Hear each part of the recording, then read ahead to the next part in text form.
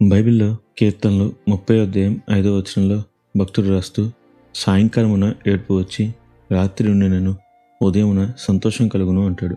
అవును, నిజమే. ఒక్కొక్కసారి మన బుద్ధిహీనతను బట్టో అవిధేయతను బట్టో మన జీవితాల్లో దుఃఖం రావచ్చు.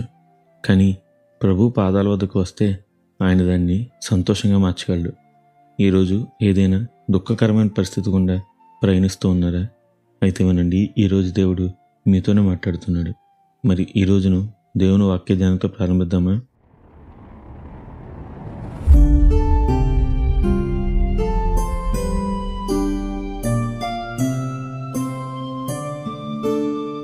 మనందరికీ బైబిల్లో యాకోబు భక్తుని జీవితం బాగా తెలిసిందే. అయితే అతని జీవితంలో అతి ముఖ్యమైన ఘట్టం మనం ఆదికాండం 32 అధ్యాయంలో చూడవచ్చు.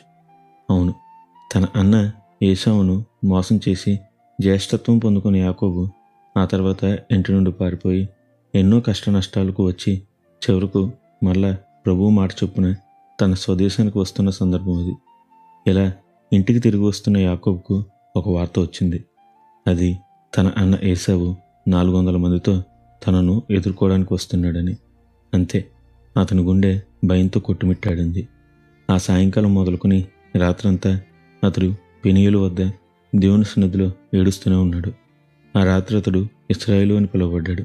ఆ మరో ఉదయమే శత్రువు అనుకున్న అన్న మిత్రుడయ్యాడు. దుఃఖం సంతోషమైంది, శ్రమ స్తుతిరూపమైంది. దేవునికి స్తోత్రం. అవును, ఈ మీ కష్టం కూడా అంతే. దేవుని సన్నిధిలో మొరపెట్టండి. రాత్రంతా దుఃఖం ఉన్నా ఉదయాన్నే దేవుడు కార్యం చేస్తాడు.